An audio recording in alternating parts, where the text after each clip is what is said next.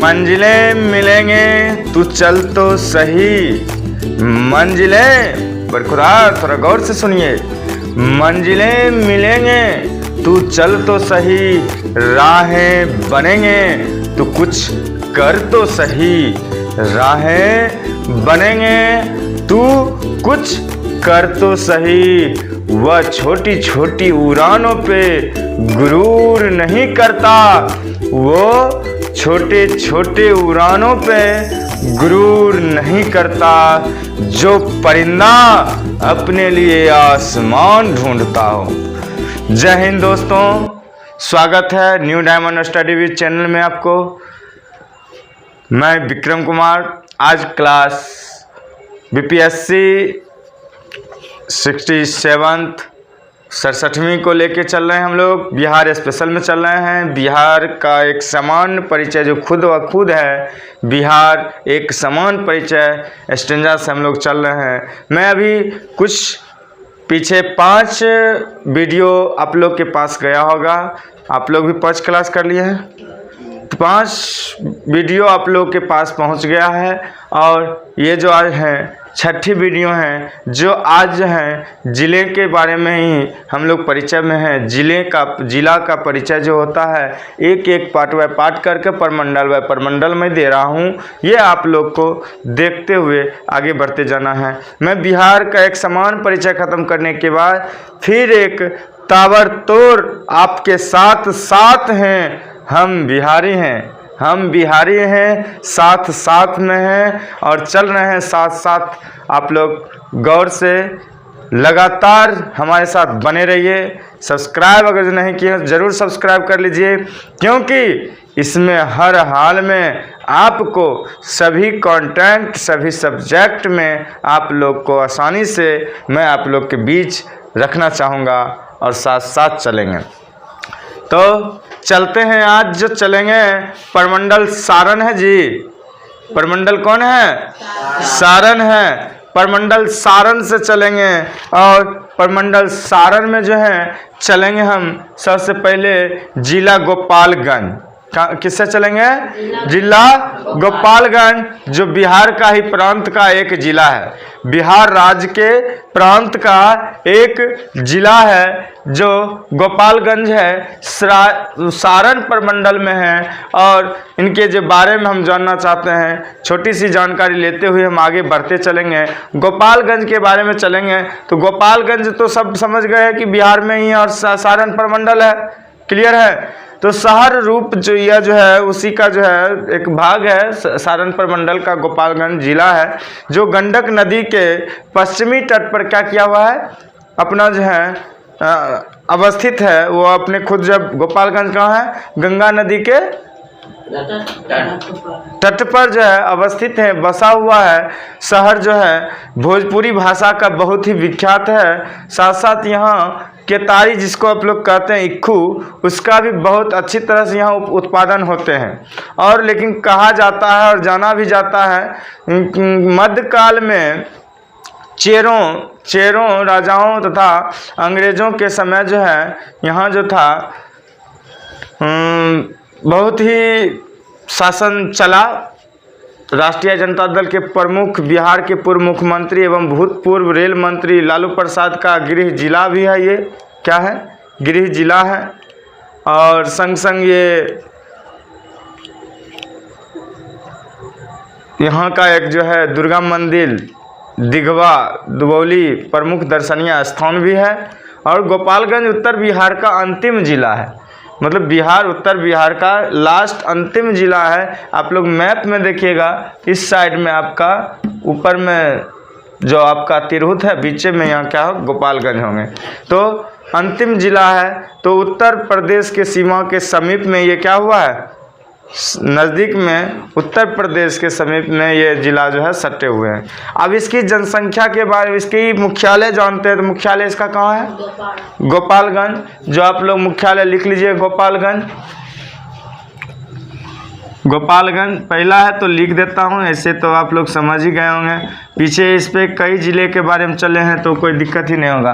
गोपालगंज, इसकी जनसंख्या लिख लीजिए 25,62,022, 25,62,012 12 25,62,12। विकास दर इसका लिख लीजिए 19.2%, 19.02%। और लिंगा अनुपात भी आपका जो है बढ़िया है, इसका 10:21 है। कितना है? 10:21 है।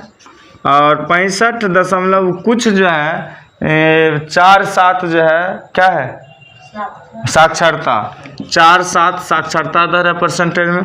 क्षेत्रफल इसका कितना है? तो 2033 क्षेत्रफल है, 2033। और 1258 इसका कौन चीज़ है? घनत्व है। घनत्व के बारे में पीछे भी वीडियो में डाल दिया हूँ कि आपका जितना ये क्या है जनसंख्या रहेंगे और जितना क्षेत्रफल रहेंगे, दोनों का अनुपात कर दीजिएगा, अर्थात क्या कर दीजिएगा? औसत मान निकाल लीजिएगा, घनत्व उसी को निकलेगा। यहाँ तक आपका गोपाल के बारे में हो गया, गोपालगंज के बारे में। अब किसके बारे में चले? सारण जिला के बारे में चलते हैं। सारण भी उसी तरह हम लोग क्या करते हैं, सारण खुद प्रमंडल है ना, और बिहार प्रांत के, बिहार राज्य के प्रांत का एक प्रमुख जिला भी है ना। तो यह गंगा, गंडक, घाघरा नदी से घिरा हुआ है। ये किससे घिरा हुआ है? गंगा नदी, गंडक और घाघरा नदी से घिरा हुआ है। और इसमें जो है मानव बसाव के सर्वाधिक प्राचीन केंद्रों में से एक है। मतलब मानव बसने में से सबसे पुराने समय से ये क्या है? एक है। और इसका भाषाएं क्या है? भोजपुरी है। क्या है? भोजपुरी है। और पूर्वी सीमा सोनपुर मेला जो मिल लगते हैं, सोनपुर मेला आप लोग देखे हैं ना, हरियर क्षेत्र उसको भी कहते हैं ना। तो वो जो मेला लगते हैं वो मेला पूरब में है। और चिरांद पुरातत्व भी यहाँ पर है। स्थल जो चिरांद के बारे में आप लोग पढ़े हुए हैं वो भी यहीं पर है, जो साथ साथ जो है छपरा से 11 किलोमीटर दूर स्थित में है। सारण जिला का सबसे महत्वपूर्ण पुरातत्व स्थल है, जो 2000 ईस्वी में क्या हुआ? मेंटल है कि 2000 ईस्वी में क्या है? पुराना है ये। ठीक, अब अगर चलता है इसका जो चिरांद जो था वो क्या स्थल था आपका? पुरातत्व है। क्या है? पुरातत्व है, जो 2000 ईस्वी पुराना है। महाजन पद के समय में 16 महाजन पद के, जब 16 महाजन पद होते हैं उस सब, जब महाजन पद का काल जो था उसमें सारण भूमि कौशल का अंग रहा था। क्या रहा था?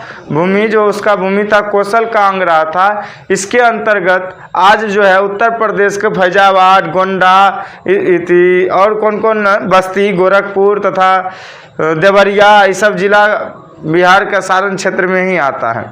और 8वीं सदी में यहाँ पाल शासक का आधिपत्य था। मतलब पाल जो है ना, पाल वंश क्या किया था? शासन करता था। और उसके बाद कई राजाएं आए होंगे, कई शासन आए होंगे। ठीक, 898 ईस्वी में जारी किया गया एक था ताम्र फलक, तामा का होना चाहिए था, ताम्र फलक प्राप्त हुआ था, जिससे ये भी पता चल रहा है कि बाबर के समय में सारण मुगल शासन का हिस्सा हो गया था।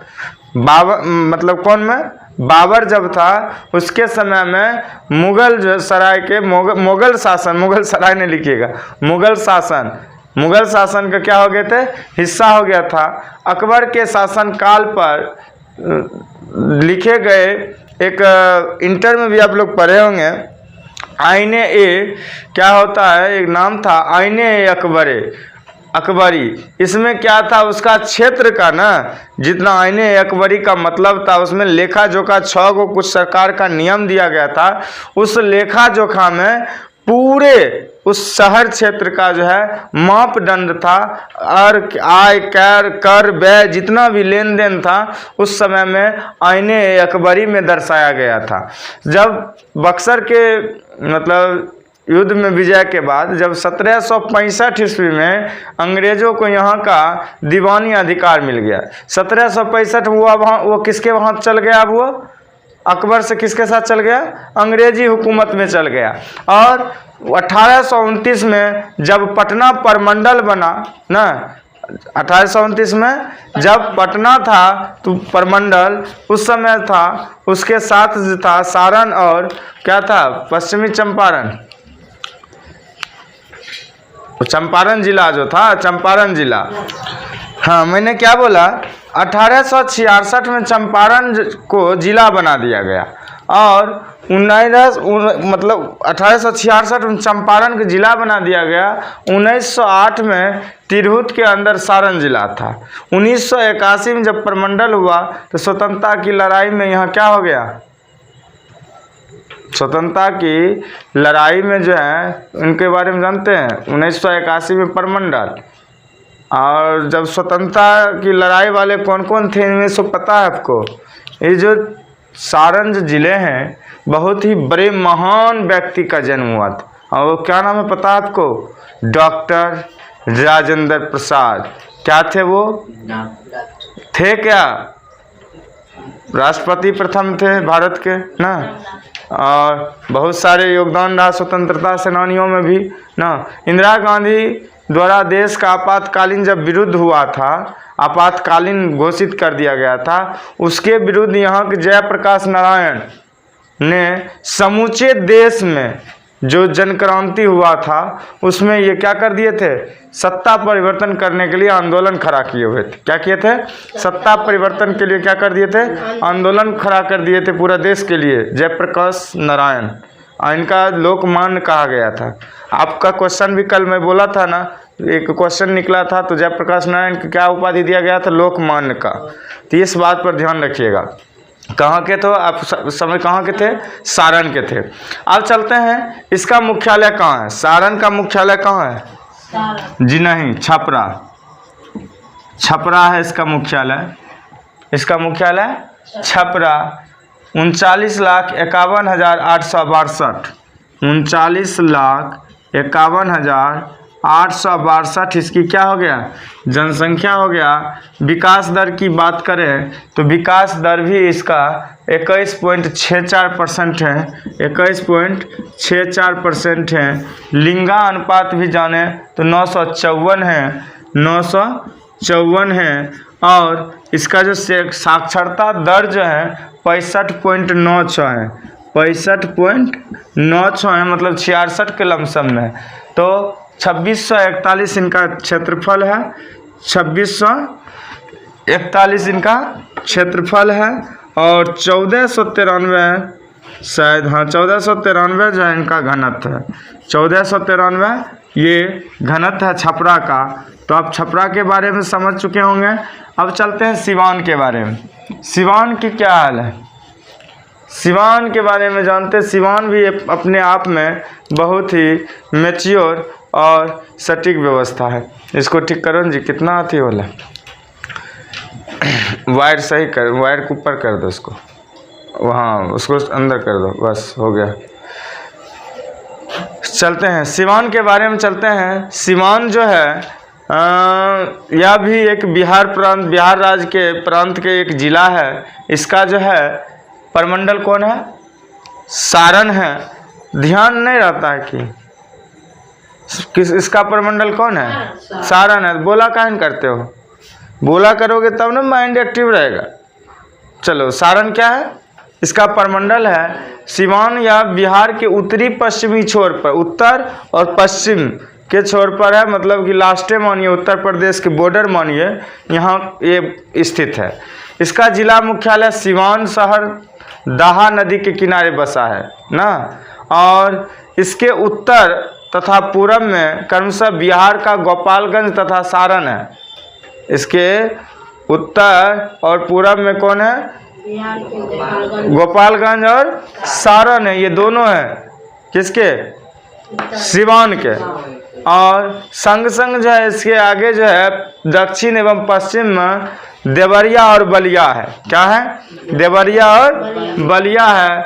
और डॉक्टर राजेंद्र प्रसाद के बारे में आप लोग को कहना ही नहीं पड़ेगा, ये सब इन्हीं के जन्मस्थल में से आते हैं ना।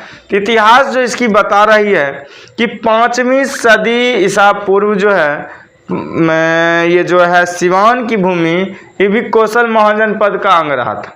किसका रहा था, कौशल महाजनपद का अंग रहा था। कौशल राज्य के उत्तर नेपाल, दक्षिण सर्पिका जिसको साई नदी कहते हैं, पूर्व में गंडक और पश्चिम में पंचाल प्रदेश, पटना। और जब और इस समय में 1829 में ये पटना का क्या था, परमंडल था इसका, परमंडल क्या था, पटना ही था। 1908 में इसे अनुमंडल दे दिया गया। अब परमंडल किसको बना दिया गया, तिरहुत को। 1857 की क्रांति में से लेकर आज़ादी मिलने तक, मतलब 1947 तक, कब से 1857 से लेके 1947 तक आज़ादी मिलने तक ये सिवान के निर्भीक और जुझारू लोगों ने अंग्रेजी सरकार के खिलाफ अपनी लड़ाई लड़ने लगा। अगर जो कहिएगा तो स्वतंत्रता सेनानी यहाँ सबसे बढ़िया और बहुत अधिक जुझारू थे, मतलब लोकप्रिय थे और बहुत ही तत्पर रहे अपने संग्राम को। स्वतंत्रता सेनानी जो थे अपनी लड़ाई को लड़ने के लिए हर वक्त क्या रहे, तत्पर रहे, तैयार रहे। 1920 में असहयोग आंदोलन आप लोग को पता है, वो जब हुआ था तो सिवान के ब्रज किशोर, लिख लीजिएगा, नोट कर लीजिएगा, ब्रज किशोर प्रसाद ने पर्दा प्रथा का विरोध किया था। पर्दा की मतलब घूंघट उंघट लेके जो पर्दा से लोग जाता है, इसका जो है विरोध किया था। 1937 और 38 में हिंदी मूर्धन्य विद्वान, भी लिख लीजिएगा, हिंदी मूर्धन्य विद्वान, मूर्धन शब्द जिसको कहते हैं, मूर्धन जो दिए हैं वो विद्वान, क्या नाम था पता है आपको, राहुल सांकृत्यायन यायन, सांकृत्यायन, क्या नाम था। अब हिंदी मूर्धन विद्वान का नाम भी आप लोग जान गए, राहुल सांकृत्यायन। राहुल सोचता होगा हमरे नाम में सर जी कुछ लगा रहे, ना ना ना, ऐसा बात नहीं, मैं सही बोल रहा हूँ। ने किसान आंदोलन के नींव सिवान में रखा था। ये किसान आंदोलन किया था 37-38 में। और ब्रज किशोर प्रसाद क्या किए थे, पर्दा प्रथा हटाए थे। क्या हटाए थे, पर्दा प्रथा। ये सब जो है आंदोलनकारी बराबर ये तैयार होते रहे और स्वतंत्रता की लड़ाई में आप लोग जानते होंगे पंडित जवाहरलाल नेहरू भी थे इसमें ना, नहीं इसमें नहीं थे, मजरूल हक नाम जानते होंगे, मजरूल हक, जो मजरूल हक स्टेडियम भी आप जानते हैं ना, तो वो थे। और राजेंद्र प्रसाद थे, महेंद्र प्रसाद थे, फुलेना प्रसाद थे, ये सभी जो थे क्रांतिकारी थे, वीर क्रांतिकारी थे। 1981 में सारण परमंडल हुआ। 1981 में क्या हुआ, सारण परमंडल हो गया। तो सारने परमंडल का सिवान जिला है ना। तो 1981 में सारण परमंडल हुआ और 1985 में घाघरा नदी के जैसे जमीन था, घाघरा नदी जो था वहाँ क्या है, उत्तर प्रदेश की जगह कुछ है इस पार, ठीक, और उस पार जो था इधर था। तो ये जो घाघरा नदी जो था, बहाव था उसका क्षेत्र, तो उसके लिए क्या कर दिया गया कि 1985 ईस्वी में उत्तर प्रदेश को 13,000 एकड़ जमीन दिया, मतलब बदल लिया, स्थानांतरित कर दिया। कौन, बिहार। उत्तर प्रदेश को क्या दिया, 13,000 एकड़ जमीन दिया और 6600 एकड़ जमीन क्या कर दिया, सिवान को दिया। उत्तर प्रदेश को 13,000, उसके बदले में जमीन का तो रेट होता है ना, तो उसके बदले में 6600 एकड़, मतलब 6600 एकड़ जमीन लगभग में सिवान को मिला। तो 1972 में सिवान को जिला बनाया गया। कब, जब बिहार बंगाल अलग हुआ तब 72 में सिवान को जिला बना गया। अब आप लोग चलिएगा तो चलिए इसकी क्या कहते हैं, इसकी मुख्यालय कहते हैं, तो मुख्यालय सिवान ही होंगे। मुख्यालय क्या होंगे, सिवान होंगे।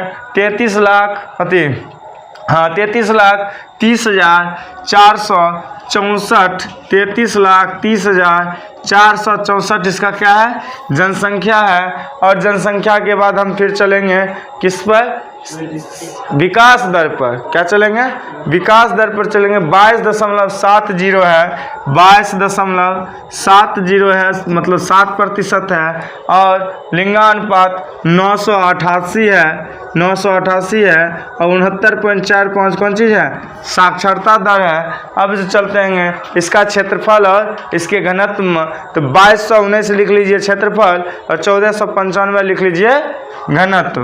2219 कौन चीज, क्षेत्रफल, और 1495 घनत्व लिख लीजिए, नोट कर लीजिए, इसको याद करने में आसानी रहेगी।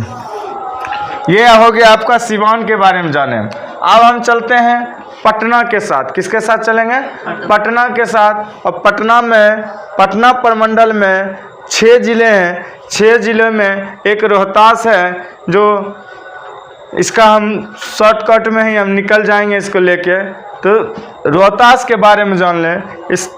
इसका मुख्यालय, ये भी बिहार प्रांत का एक ज़िला है और प्रमंडल इसका कौन है? पटना है। इसका प्रमंडल पटना है। इसका मुख्यालय कहाँ है? मुख्यालय रोहतास है ना, मुख्यालय इसका सासाराम होगा। सासाराम इसका मुख्यालय क्या होगा? सासाराम हो जाएंगे। अनुमंडल इसके पास 3 हुआ है। जहाँ अभी पिछला बार पलामू डिस्ट्रिक्ट गए थे तो हम देखे थे, डेहरी ऑन सोन, नोट कर लीजिए। इसका अनुमंडल 3 हुआ है, डेहरी ऑन सोन, विक्रमगंज और एक सासाराम। इसलिए हम लिखा दें क्योंकि सासाराम मुख्यालय दिए हैं ना, तो डबल सासाराम का काम हो जाएगा, तो आपको याद रहने में आसान हो जाएगा। तो डेहरी ऑन सोन, विक्रमगंज और सासाराम, ये तीनों आपका उसका अनुमंडल हो गया। बाकी विशेष हमें नहीं जानने की ज़रूरत है अभी फिलहाल। अब चलते हैं इसका क्षेत्रपति जनसंख्या पे चलते हैं। 2011 के रेट से हम चल रहे हैं। अब 21 में होंगे जनसंख्या तो डिफरेंस होंगे, लेकिन अभी हम 2011 की ही लेके दे रहे हैं। तो आप लोग फिर रिवाइज करते रहिएगा, जब नया आएगा तो नया वाला लूट कर लीजिएगा। 29,59,918 इसकी जनसंख्याएं हैं और 20.78 जो है इसकी विकास दर है। 20.78 विकास दर है। और 918 कौन चीज़ है जी? बोलिए, 918 क्या है? लिंगानुपात है। और 73.57 लिखिए, कौन चीज? 73.57 साक्षरता है। और क्षेत्रफल भी लिखना है, तो क्षेत्रफल लीजिए 3850 और 763 वर्ग किलोमीटर के हिसाब से इसका वर्ग क्षेत्रफल का घनत्व है जी। ये सभी किस में आ रहा था? पटना प्रमंडल के रोहतास में आया है। अब हम आगे चलेंगे, कैमूर में चलते हैं। किस में चलेंगे? कैमूर में।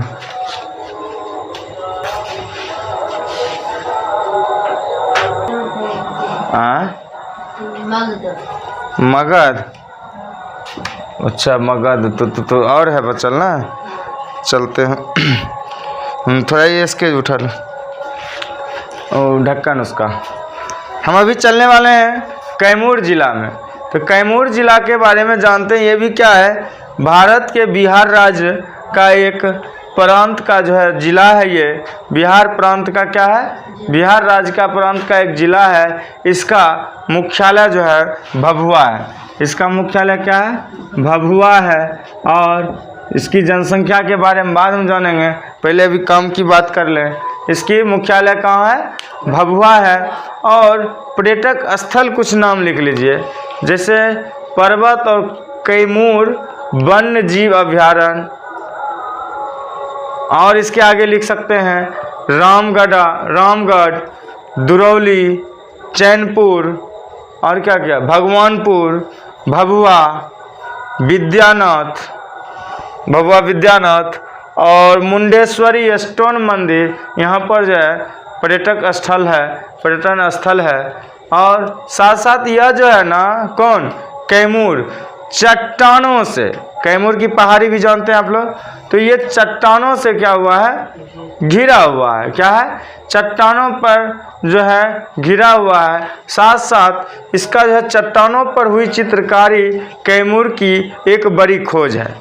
मतलब चट्टान पर, पहाड़ों पर कुछ चित्रकार किया गया है, वो भी कैमूर के लिए क्या है? खोज ही है। और इन चित्रों का संबंध मौसोलिथिक जो था, क्या नाम था? मौसोलिथिक काल से ही यह जो है, मतलब 5000 ईसा पूर्व और 2500 ईसा पूर्व के समय में के ही हैं ये। इनमें से कई चित्र जानवरों के बने हुए हैं। वहाँ का जो कैमूर का जो पत्थर है ना, उस पर जो है कुछ चित्रकारी किया हुआ है, जो 5000 ईसा पूर्व बोल रहे हैं। और 5000 ईसा पूर्व से 2500 ईसा पूर्व तक का ही समय का है। उस समय का जो है उसमें कुछ जानवरों का भी चित्र बनाया हुआ उस चित्रकला शैली में। भूगोल की बारे में जाने, इसकी भूगोल कैसा है? तो कर्मनाशा नदी जानना है। तो कर्मनाशा और दुर्गावती यहाँ के 2 प्रमुख नदियाँ हैं। कौन कौन? कर्मनसा और दुर्गावती, नोट कर लीजिए, कोई दिक्कत नहीं। ऐतिहासिक दृष्टि से ये सबसे बढ़िया है, बहुत अच्छा है, काफ़ी बढ़िया महत्वपूर्ण माना जाता है। कैमूर जिला जो है बिहार का जो है बक्सर जिला एवं उत्तर प्रदेश के गाजीपुर जिला के उत्तर झारखंड, गढ़वा जिला दक्षिण में जो है झारखंड है, उत्तर में झारखंड है जो गढ़वा जिला है, और दक्षिण उत्तर प्रदेश के चंदौली एवं मिर्ज़ापुर हैं, और पश्चिम जो है बिहार के रोहतास ज़िले और पूर्व से मतलब रोहतास ज़िले के पूर्व से घिरा हुआ है।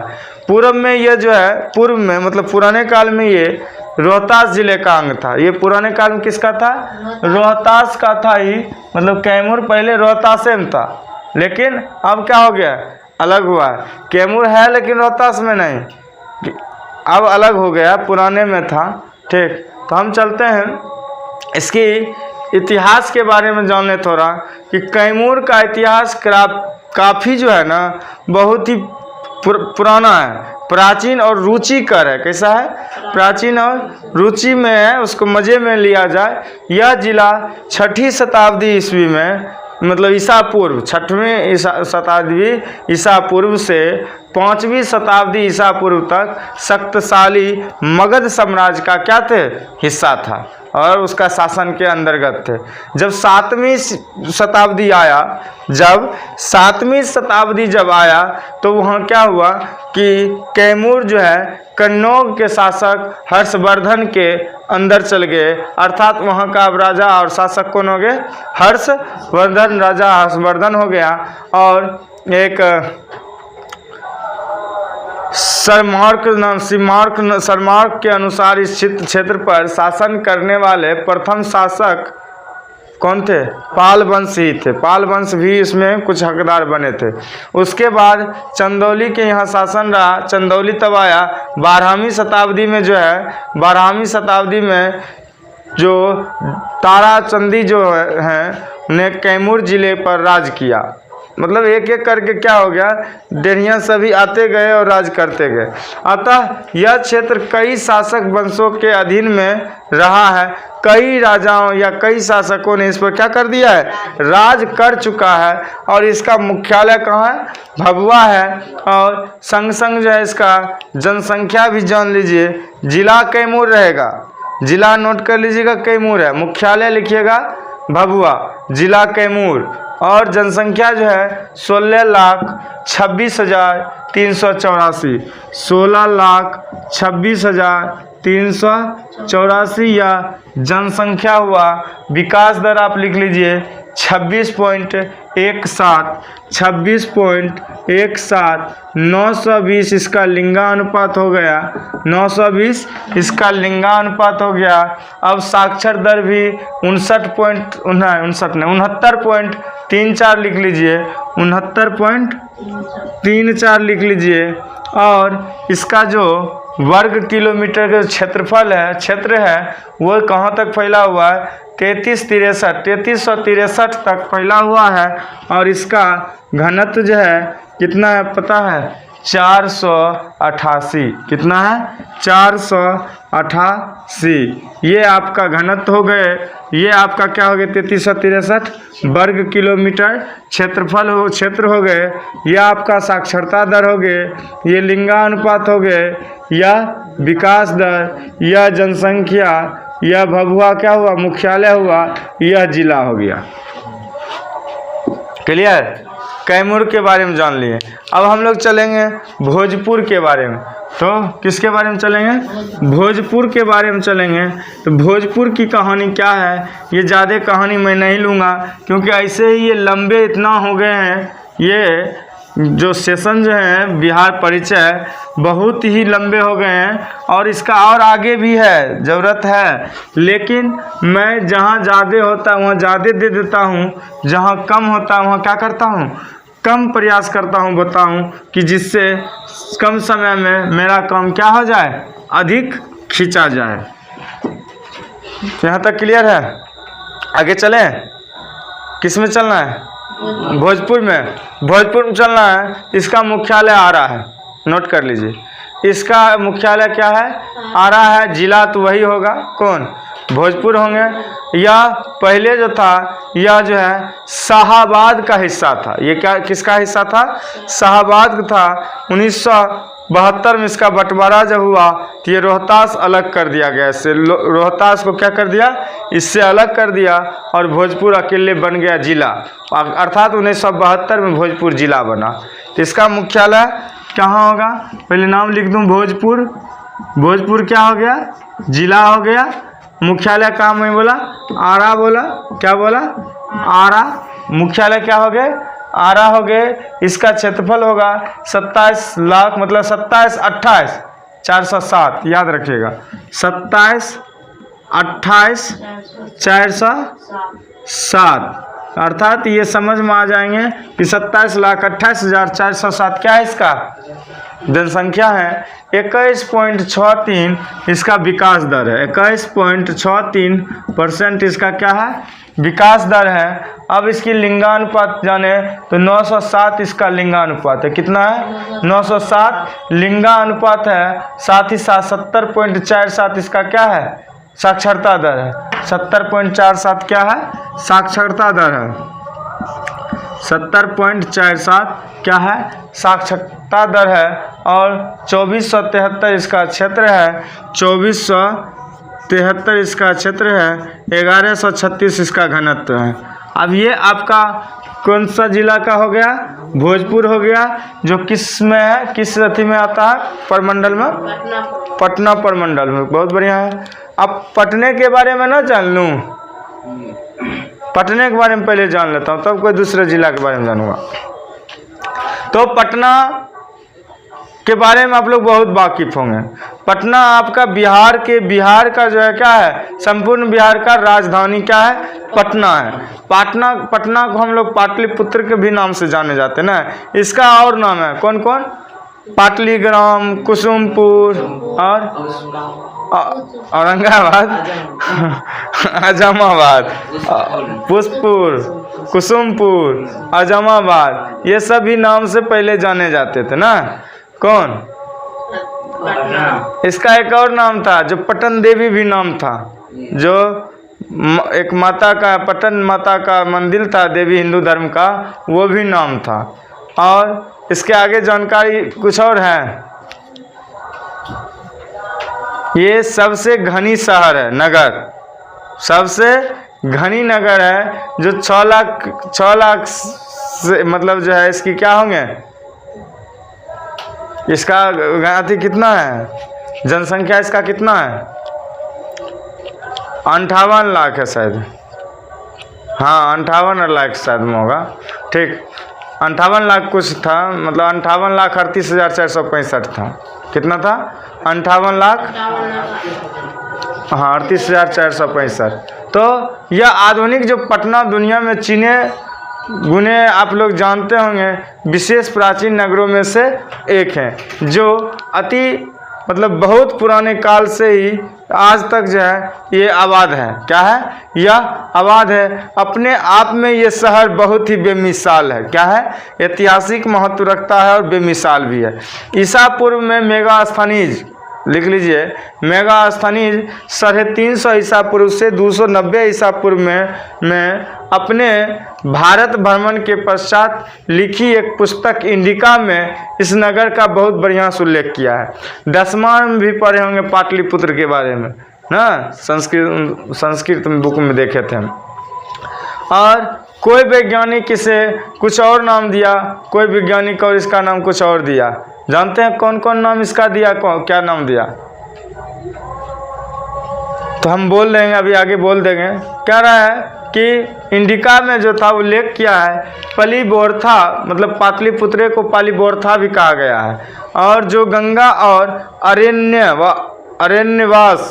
अरण्यवास जो सोनभद्र हिरण्यवाहा के संगम पर बसा था। उस पुस्तक के आकलनों के हिसाब से प्राचीन पटना को पालिबोरथ जो 9 मील कितना किलोमीटर होगा?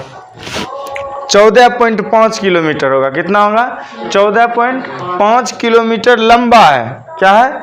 14 मतलब 14.5 किलोमीटर लंबा है, 1.5 मील मतलब 1.7 मील चौड़ा है, अर्थात 2 से 2.8 किलोमीटर क्या होगा, चौड़ा यह है। यह गंगा नदी के दक्षिण किनारे पर है। उत्तर में इधर आ जाएगा हाजीपुर, हाजीपुर है, और उधर दक्षिण में क्या है, पटना है।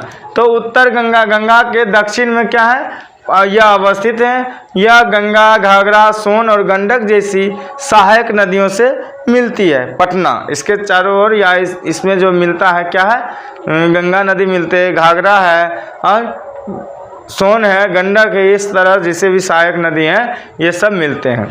16 लाख से भी अधिक आबादी इसमें है, इस शहर में। जो आप जानते भी हैं सबसे अधिक आबादी वाला बिहार राज्य का नगर यही है, पटना ही है ना। तो ये भी कह सकते हैं पुराने समय में बौद्ध जो थे, बौद्ध और जैन तीर्थ स्थल भी यहाँ रहा। यहाँ आपका 10वीं और अंतिम गुरु क्या नाम था, गोविंद सिंह। अंतिम गुरु गोविंद सिंह का जन्म स्थान भी है। क्या हुआ, यहाँ जन्म स्थान भी है। और इसी के लेकर दूर दूर से, देशों विदेशों से क्या होते हैं, सिखों लोग भी क्या होते हैं, आते हैं, श्रद्धालु आते हैं और हर मंदिर साहब का दर्शन करते हैं और साथ साथ माथा भी टेकते हैं। यह दीवारों से घिरा नगर का जो है पुराना क्षेत्र जो है, आप लोग पटना सिटी जानते होंगे, उसको पुराना सिटी जो है पटना सिटी को हम कहते हैं, दीवारों से घिरा नगर। अगर ये क्वेश्चन में भी आ जाएगा दीवारों से घिरा नगर कौन है, तो क्या कहिएगा, पटना सिटी, जो वाणिज्य का केंद्र भी है, वाणिज्य का एक केंद्र भी है। नाम इसका पटन देवी जो है माता थे, उससे भी प्रचलित बहुत है ना। मौर्य काल में के यूनानी इतिहासकार ने जो मेगास्थनीज था, उन्होंने दिया, इसका नाम दिया पालीबुथर। क्या नाम दिया, पालीबुथर। कौन, मेगास्थनीज ने। और ये कहाँ के थे, यूनान के थे, यूनान के थे कौन, मेगास्थनीज। और चीनी यात्री थे, चीनी यात्री का नाम था फैयान। क्या था, फैयान। वो क्या नाम दिए इसको जानते हो, पालिन फूल। कि बोले, पालिन फूल। तो इस तरह से ये क्या हुआ, पटना का नाम भी जो है बहुत सा तुम लोग जानते हो, क्या जानते हो, पाटलीग्राम, पटन देवी, पाटलिपुत्र और कुसुमपुर, पुष्पपुर, आजिमाबाद, ये सब हो जाते हैं। और ये जो है पटना जो है, शेरशाह सूरी जो थे, वर्तमान में शेरशाह सूरी ने ये नाम पटना का जो है उस समय से ये प्रचलित हुआ है पटना के नाम से। ठीक, तो पटना का आबादी आप लोग लिख लीजिए 58,38,465। पटना मुख्यालय पटना, और इसका जो है जनसंख्या जो है 58,38,465। अब इसका विकास दर भी आप लोग नोट कर लीजिए, 23.73%। लिंगा अनुपात भी इसका उतना अच्छे नहीं है, लेकिन 897 है। कितने हैं, 897 है। 70.68 जो है इसका क्या है, साक्षरता मिशन है, 68 साक्षरता दर है। और 3202, कितना, 3202 इसका क्या है, क्षेत्रफल है। घनत्व निकाल लीजिएगा, या 1803 लिख लीजिए, 1803। इस आधार पर चलते हैं तो हमें पटना के बारे में भी हमें क्या हो गया, मालूम हो गया। अब चलेंगे बक्सर और नालंदा। क्या चलेंगे, बक्सर जिला। तो बक्सर जो है आप लोग जानते हैं उत्तर प्रदेश के बगल बॉर्डर पड़ता है बक्सर का ना। तो बक्सर भारत के पूर्वी प्रदेश बिहार के पश्चिमी भाग का सबसे अंतिम भाग है, पश्चिम से अंतिम है। और गंगा नदी के तट पर यह स्थित है, एक ऐतिहासिक शहर है यह। यहाँ की अर्थव्यवस्था मुख्य रूप से खेतीबाड़ी पर आधारित होते हैं। संग संग जो है इसके साथ जो है धार्मिक स्थल के नाम से भी कुछ जाना जाता है। प्राचीन काल में इसका नाम व्याघ्रसर, क्या नाम था? व्याघ्रसर। किसका नाम? बक्सर का नाम क्या था? व्याघ्रसर। कह रहा था ये बाघों का शहर था, ये बाघों का जगह था, बाघों का निवास स्थान था और एक सरोवर था, तालाब, बहुत अच्छा खासा। इसी को दोनों को मिला के क्या बना दिया गया? व्याघ्रसर पड़ा नाम। क्लियर? तो इसका आप जानते हैं मुख्यालय कहाँ है? इसका बक्सर का मुख्यालय बक्सर ही है। क्या है? बक्सर ही है। क्या है? इसका मुख्यालय कहाँ है? बक्सर। बक्सर का मुख्यालय बक्सर। और साथ ही साथ इसका जो जनसंख्या में बात करें तो 17,06,352 लिख लीजिए। 17,06,352 इसका क्या है? जनसंख्या है। विकास दर भी इसका 21.67 लिखिए, 21.67% लिख लीजिए। लिंगानुपात 922 लिख लीजिए, 922। और क्या कहते हैं इसको? साक्षरता दर कितना लिख लीजिएगा? 70.14 लिख लीजिए। और उसके बाद आपका बचा है क्षेत्रफल, तो 1624 लिख लीजिए। घनत्व 1003 लिख लीजिए, घनत्व 1003 लिख लीजिए। ये आपका सभी जो है क्या है? ये बक्सर का हो गया। अब बक्सर के बाद चलते हैं किसमें? नालंदा। नालंदा के बारे में तो आपको ज़्यादा तो बताना नहीं पड़ेगा, नालंदा के बारे में आप लोग पता कर चुके हैं। नालंदा विश्वविद्यालय प्रख्यात। साथ साथ ये प्रमंडल किसका है? पटना प्रमंडल का है। किसका प्रमंडल है? पटना प्रमंडल है। जो यहाँ से नालंदा आने के लिए आपको कितना? 100 किलोमीटर पटना से ना, और 19 किलोमीटर राजगीर जाने के लिए यह क्या है? राजगीर का मुख्य स्थान है ये। मतलब राजगीर जो जाएगा नालंदा होके ही जाएगा। तो अर्थात राजगीर जाने के लिए भी नालंदा 19 किलोमीटर पहले है। और साथ ही साथ यह पटना से कितने मीटर दूर है? किलोमीटर 100 किलोमीटर दूर है। इसके साथ साथ और कुछ जानना चाहते हैं तो इसका मुख्यालय बिहार शरीफ है। इसका मुख्यालय क्या है? बिहार शरीफ है। यह विश्व प्रसिद्ध है, ये तो आपको पता है। यहाँ बुद्ध और महावीर कई बार आए हैं, मतलब कि बहुत बार यहाँ आ चुके हैं। यहीं अशोक का भी जो है ज्ञान का उपदेश भी मिला है। बुद्ध जो दिए थे ना, वो तो गया में दिए थे, यहीं दिए थे, यहीं नालंदे में दिए थे। और महावीर जो है, महावीर जो भगवान महावीर थे, मोक्ष की प्राप्ति पावापुरी में की थी, यहीं कहाँ? नालंदा में। और बुद्ध के प्रमुख छात्रों में से एक सारिपुत्र का भी जन्म यहीं हुआ था। किसका? सारिपुत्र का जन्म यहीं हुआ था, नालंदे में हुआ था। पूर्व अस्थमा, पूर्व में अस्थमा है, पश्चिम में क्या है? तेल्हारा है, दक्षिण में गिरियक है और उत्तर में हरनौत तक ये फैला हुआ है। ये इसका चौहद्दी इस तरह है। यह पर्यटक स्थल में नालंदा विश्वविद्यालय थे पहले, बहुत ही बढ़िया, और बहुत ही देश विदेश के भी यहाँ पढ़ाई शिक्षण संस्थान होते थे। क्या होते थे ना? तो इस शिक्षण संस्थान में क्या था कि इसमें अवशेष वो एक आया था, क्या नाम था? आक्रमणकारी था बख्तियार खिलजी, लिख लो नाम, बख्तियार खिलजी। जो आया था वो बीमार था, उसको यहाँ इलाज कराने के बाद वो इलाज जो हो गया इसका सही से, समझ रहे हो ना, इसको इलाज सही से हो गया। तो ये सोचा कि अगर जो ऐसी बात रहेगा तो ये हमारी प्रतिष्ठा पे चलेगा। तो वो क्या कर दिया कि नालंदा विश्वविद्यालय को ही जला डाला। क्या कर दिया? जला ही डाला उसको, क्योंकि ऐसा नहीं होना चाहिए, पूरा जला दिया। इसमें अभी भी कुंड भी बहुत हैं राजगीर के बगल में सटे हुए हैं। कौन कौन कुंड बोले थे राजगीर के नाम पर? बोलिए तो। हाँ बोलो ना, गरम झरने होता है उसको, बोलो। गरम झरना। हाँ हाँ, ब्रह्म कुंड, सरस्वती कुंड, लंगेट कुंड, कई ऐसे ऐसे बहुत सारे कुंड हैं जो वहाँ हैं। साथ ही साथ वहाँ चीन का मंदिर, जापान का मंदिर, जामा मंदिर, ये सब भी मंदिरें वहाँ बहुत ही अच्छे ढंग से और अच्छे तरह से बनाए हुए हैं। और यह सभी जो हैं बिहार शरीफ के ही पुल के नज़दीक में मतलब स्थगित मतलब बनाए हुए मंदिर हैं यहाँ पे। अब इसके आगे चलते हैं तो नालंदा महाविहार भी है। क्या कहते हैं? महाविहार। घूमने के लिए भी बहुत बड़ा स्थान है नालंदा विश्वविद्यालय। बहुत ही पर्यटक जाओगे, भीड़ लगा रहता है। यह इसका स्थापना जो 1450 ईसा पूर्व में हुआ था, ईस्वी में हुआ था। गुप्त शासक जो था कुमार गुप्त ने किया था। क्या किया था? कुमार गुप्त। आप लोग जानते होंगे इसका खोज कौन किया था? नालंदा विश्वविद्यालय का खोज अलेक्जेंडर ने किया था। क्यों? मतलब उसका अवशेष का खोज, अवशेष का खोज कौन किया था? अलेक्जेंडर कनिंघम लिख देना, तब याद रहेगा। कनिंघम, कौन हर्षिकर अंशवाय घोमोघम, कनिंघम। क्लियर? तो इसमें बहुत सारे हर्षवर्धन भी मतलब दान किए थे। साथ साथ वहाँ के लोकल भी राजाओं, शासकों द्वारा दान बहुत मिलता था। किसको? नालंदा विश्वविद्यालय। विदेशों से भी क्या हुआ था कि दान आया था। क्या आया था? विदेशों से भी क्या आया था?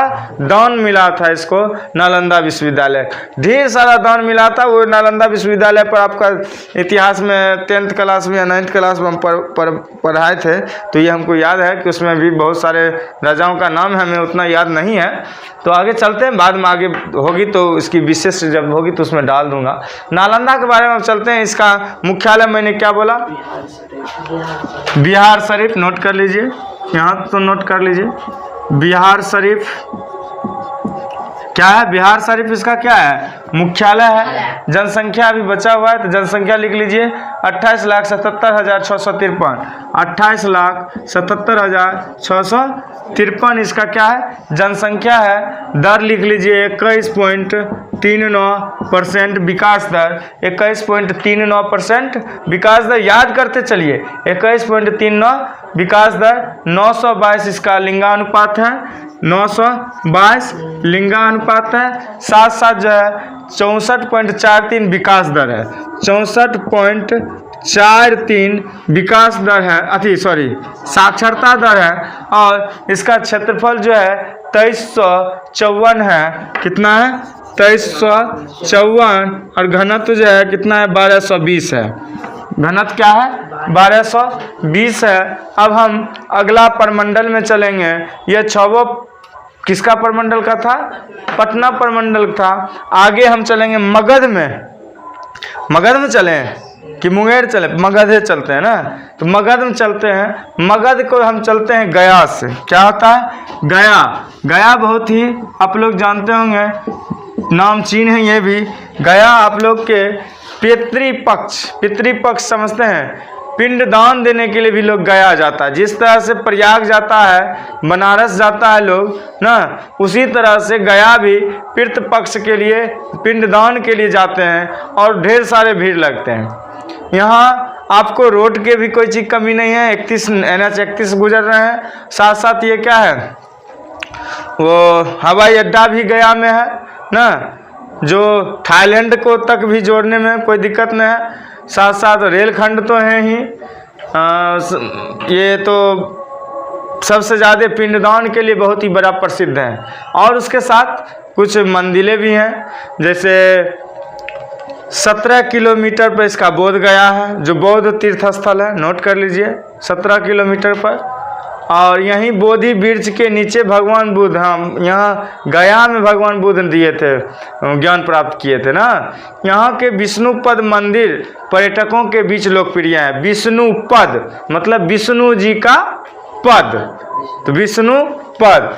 तो कहा जाता है, दंत कथाओं के अनुसार, पुराने कालों के अनुसार बताया जा रहा है कि भगवान विष्णु के पाँव का निशान वहाँ है, वह पर मंदिर बनल है, इसीलिए विष्णुपद मंदिर नाम रखा गया, जो बहुत ही हिंदू धर्म के लिए भी मायने रखते हैं। तो ये क्या है कि पिंडदानों में भी बहुत ही अच्छा है और सबसे ज़्यादा विष्णुपद मंदिर से भी विख्यात है ना। और यहाँ कब होता है? जब ये फाल्गु नदी के तट पर है ना।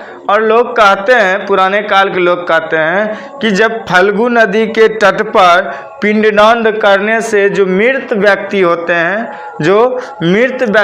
वो डायरेक्ट वैकुंठ चले जाते हैं। कहाँ चले जाते हैं? वैकुंठ धाम, मोक्ष की प्राप्ति हो जाती है।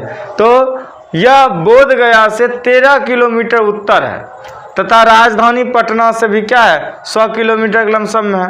तो कहा जाता है कि गया जो है एक सुर था, असुर, उसको मारने के लिए गयासुर नाम के एक असुर था, दैत्य था, उसको विष्णु जी जब भगवान विष्णु मार रहे थे, वध कर रहे थे, उसी समय यहाँ एक पद पड़ गया। क्या पड़ गया? पद, मतलब पैर के निशान। उसी पैर के निशान पर क्या कर दिया गया? मंदिर का निर्माण हो गया, जिसके कारण उसका नाम क्या पड़ गया? उस मंदिर का विष्णु पद मंदिर दे दिया गया। अब इसका कुछ गया के बारे में क्या लिखना है हमको? 3-4 बातें लिखना पड़ता है। क्या है?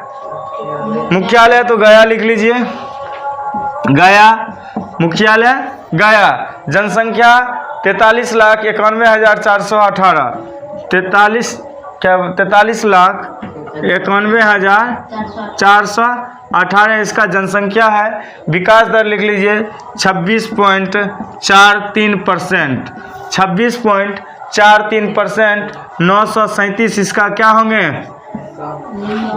लिंगानुपात हो जाएंगे। और विकास दर तो हो गया।